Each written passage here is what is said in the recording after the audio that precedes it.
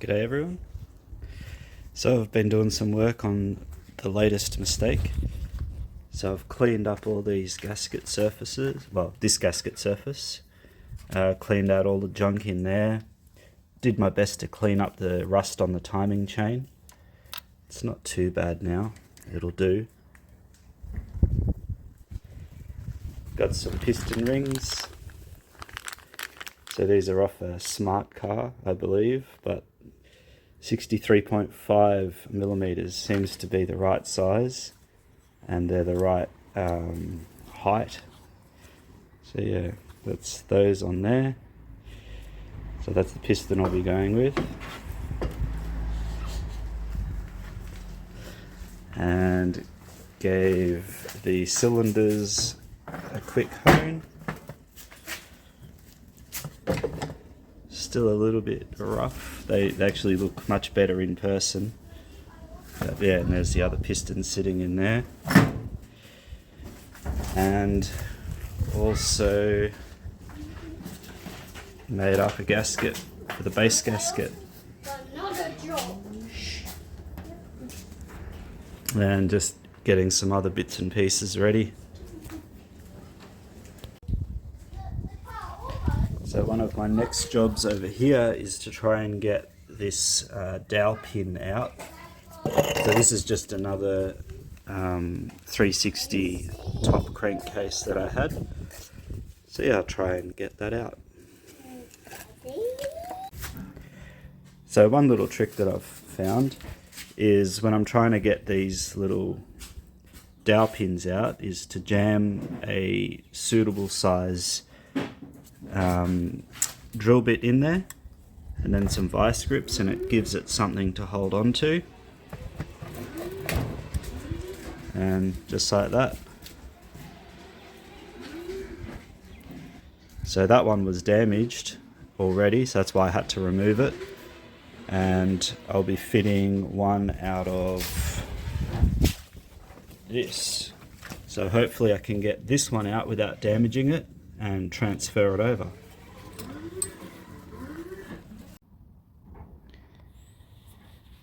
So we're back at it again.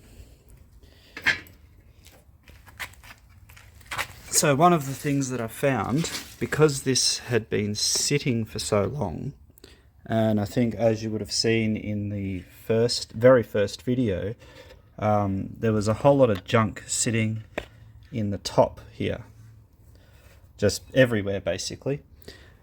And that is a problem, because if we look down in here, so all the way down in there, you'll see a tiny little hole, and that is actually the feed for the outer main bearings. And then there's one on this side as well, but the hole is further in. So it's all the way down there. So because the cylinder, the cylinders were removed and then it was just sitting there, all the leaves and dirt and junk has just been falling down into there and potentially sitting on the main bearing rollers and cages. So I don't want to pull the crank out of this. I don't have the time to. But what I did do to try and get all of the stuff out is this sort of Venturi pump. So this is just a whole lot of tube from Bunnings.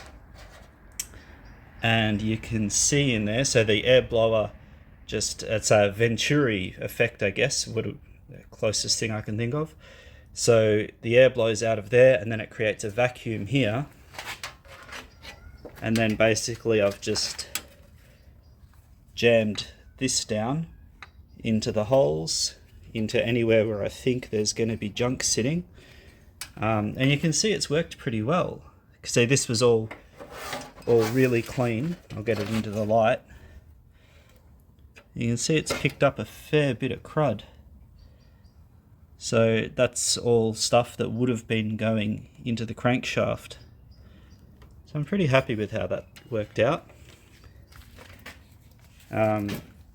So next thing I'm gonna do, because these are really weird, how so the oil pumps up from here and here, so out of this center one, travels through here, goes up the cylinders into the head, when the head is on it, of course, and then it actually dribbles down the side of these, dribbles down there,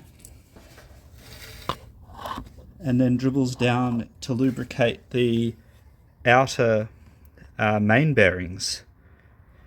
Whereas the center main bearings has got 4 main rollers, are actually pressure fed from under there, where the main one is. And I've noticed whenever I pull these crankshafts apart, the outers always seem to have wear, whereas the inners look perfect. So if Honda had just made all 4 pressure fed, these would have been a lot more reliable. But there you go. So anyway, I'm going to continue on cleaning up this area. So because I understand how this works now, I need to make sure that that area there on both sides is super clean, because that's the path that that's the supply for the outer main bearings. So yeah, I'm going to stick some rags or whatever I can in there to stop more junk falling in, give that a really good scrub. Then I should be able to put the pistons on and fit the barrels on.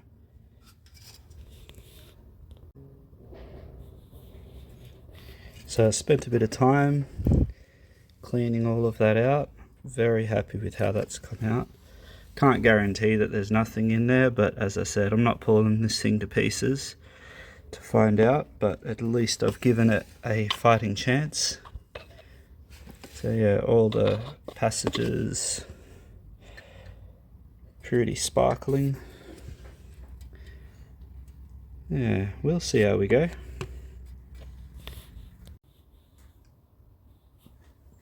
So here we have version 2 of the base gasket. So that was version 1, and when I put it on, I realized that the oil passages are determined somewhat by the gasket shape. So that's what it's actually meant to look like. So yeah, that took a lot longer than I would have liked, but there you go. So yeah, cleaned down this surface. So this is the underside of the cylinders. So yeah, well, it does sit really nice. You'll have to take my word for it.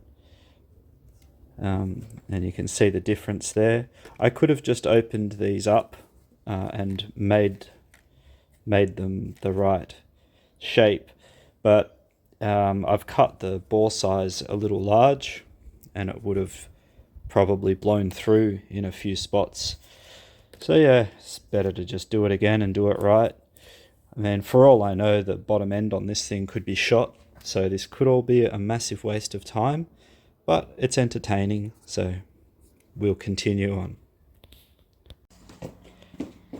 So here we are, I've got the pistons on now with the new rings, and it cleaned everything up. That's the new gasket fitted.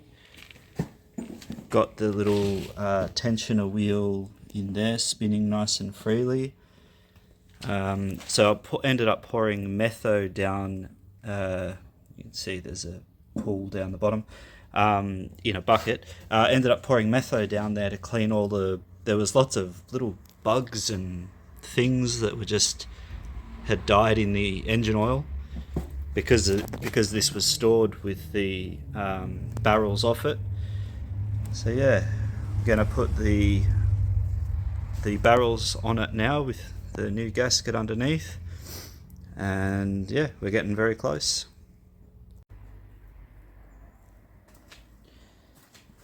Alright, so I've got the head on it now. I had the head on it before, but I'd forgotten the little idler wheel that sits down in here between the head and the block. And this is the cam box. And it looks like I have one too many of these. There we go. So we've got those two. It's a gasket that I made. As you can see, it looks terrible, but it should do the job.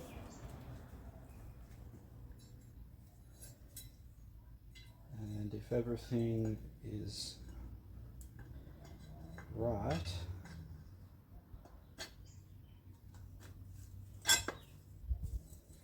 that should just slide onto there.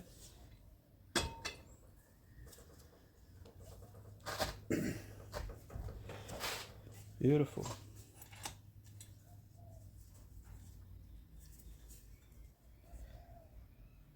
That cam chain really looks too short. It's a bit of a worry. Can't imagine that being long enough.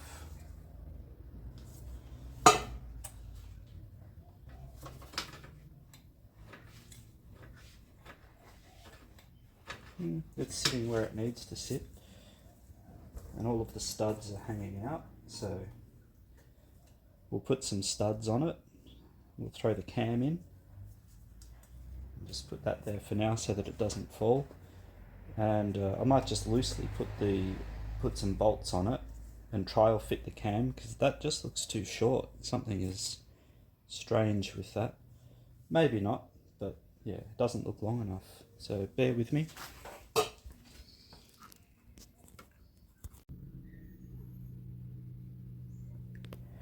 So just as I thought, the chain is too short. So I've double checked underneath. I've put a light all the way down in there, and it's sitting on the gear properly. Really not sure what's gone wrong here. I had this all torqued down, and I took it all apart to see if I've got some mix match of 600 parts in there, but the barrel is definitely off this, and it's a 360, and the head is definitely a 360. Cam box I'm not sure of, but that shouldn't really affect the heights. As far as I know, this engine was running before the timing chain issue where the valves hit the pistons. Well, that's what I'm presuming. So yeah, I'm really not sure. I might have to count the links and see.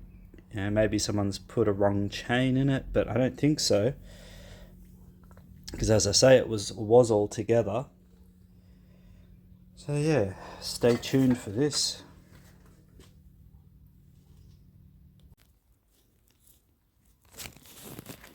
So I've counted up the links on this chain, this rusty chain. Yeah, and we've got 98 pins or rollers. So yeah, it should be 102. So that's why we're so short, why I can't get the cam in. So I found a N600 chain that I had laying around. That's this one here. These are 108 links. This chain, so it's the same thing. So what's this one? An EK29HR, which seems to be the same as a 219T in a DID brand. So yeah, these are 108, so I'm taking 6 links off this. So I'll be grinding back that one, and then that's my little link there, and then I'll cut that chain off and loop it through, and then trial fit the cam, and hopefully we're good to go on that. So successfully shortened 6 links out of this. So that's the connector piece there, and that's the links that I removed. So it came out pretty well. Definitely will work.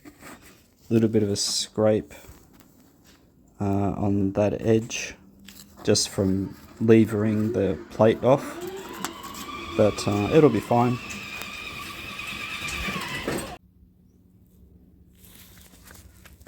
As you can see there, I've ground down the staked in to two pins or connectors. So now I've just got to pry them out, and then I'll link the new chain to the old one and feed it through.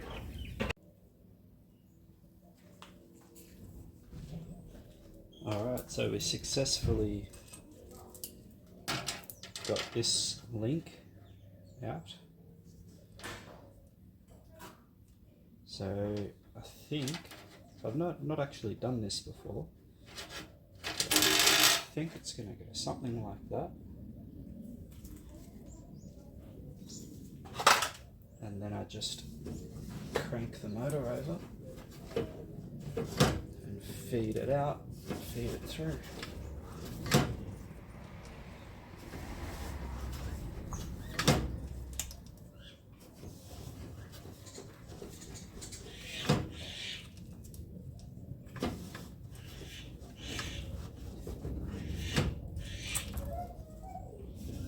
And eventually the new chain should come all the way through for me.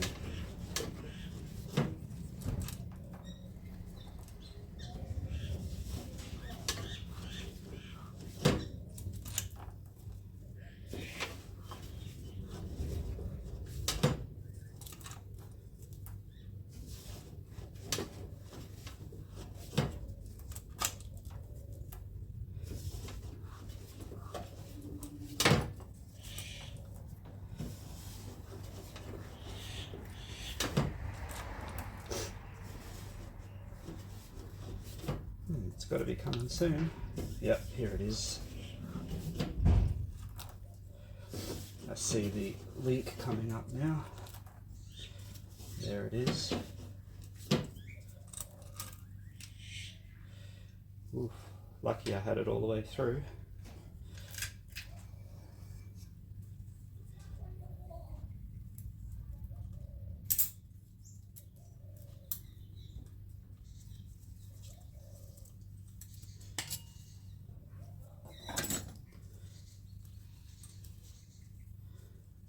And there we are. So that's all around the crankshaft gear now. Whoa, nearly lost it.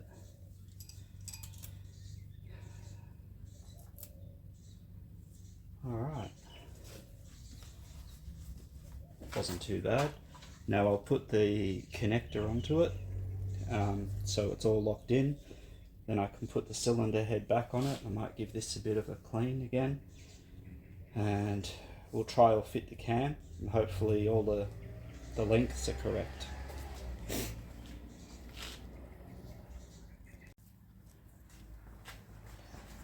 So gonna put the head on for the millionth time.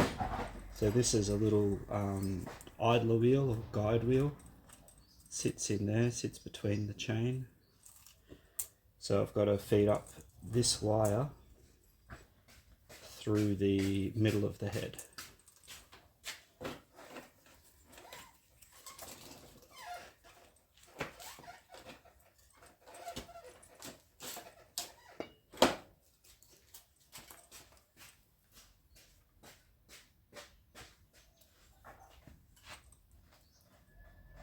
Without damaging the surface.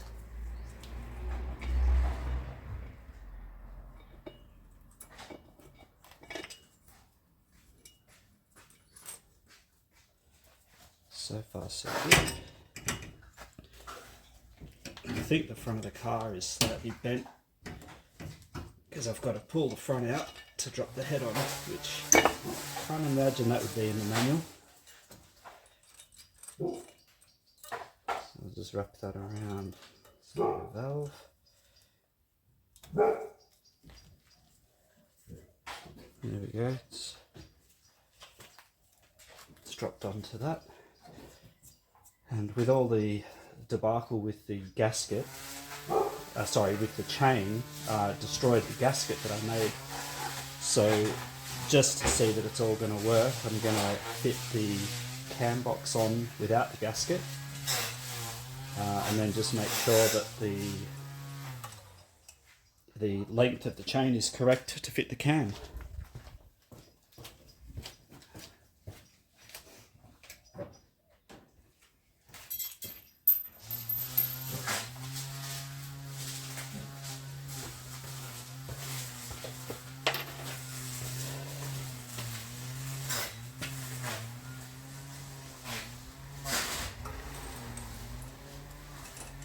Yeah, with the cam chain being cut short by 4 lengths, I had absolutely no hope of getting anything to bolt together. I just don't understand why it was cut so short, because they surely can't have had it running like that, because you wouldn't be able to assemble it. So I'm just really lost on that one. Or maybe when it hit the valves, when the pistons hit the valves, they thought, oh, the chain is too long, so they went and chopped it shorter. Really not sure. Ah, there we go. That's what I wanted to see.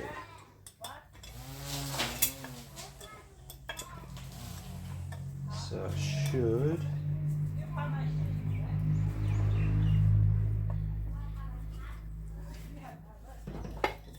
Yeah, it's just sitting funny on the bottom. So I can lift that up, make sure that everything's going to work. So I'm not looking at timing anything right now, this is just seeing that things are actually going to fit. Yeah. So that's that, and I'll grab the other side cam holder.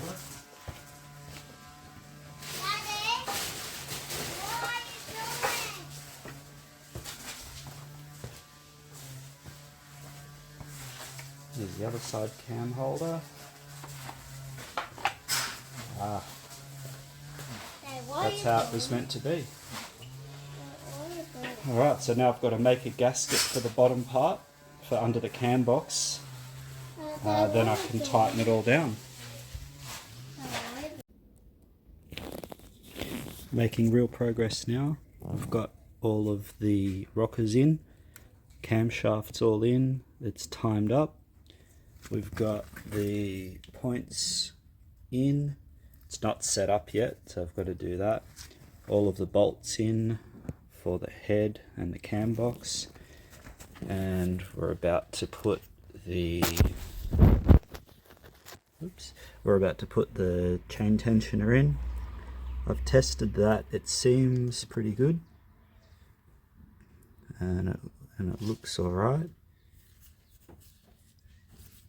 If this motor runs and it's all good, then I guess I'll be probably pulling it apart again to replace things like the O-ring on this tensioner.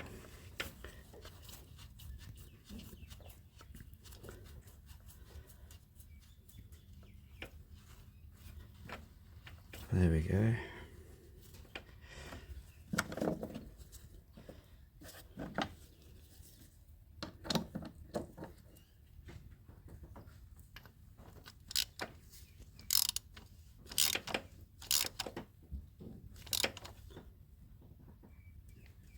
There we go, it's nice and tight. So that part's done. So yeah, the chain is all done.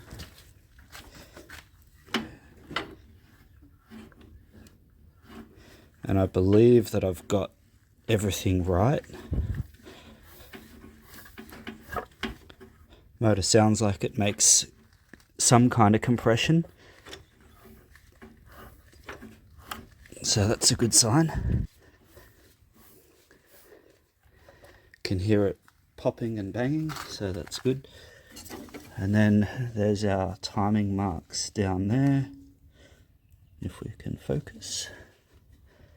So it's meant to be on the T apparently. And then that line there should be basically straight across, which it's a little forward, but apparently they're not perfect. So yeah, that'll do. So yeah, next thing is to get some oil pressure.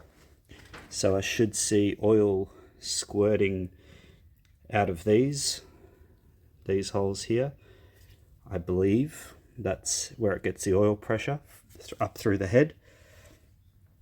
So yeah, I'll connect up a battery, and hopefully this dynamo starter thingy actually works. I believe that I've just got to put power to that, and it should wind over.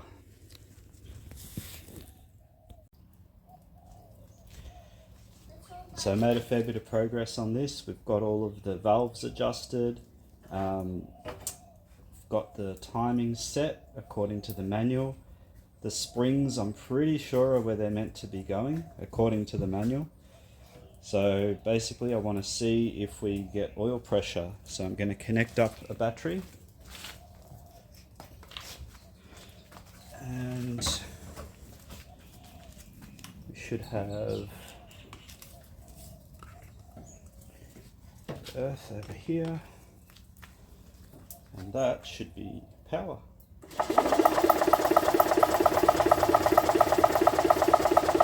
Yep, and straight away we got oil pressure. You can see it all splashing around.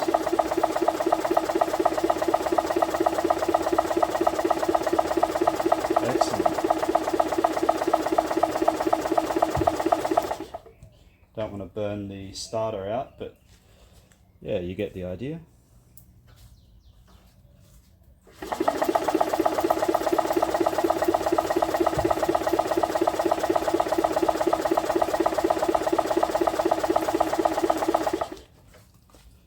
See what we got for compression.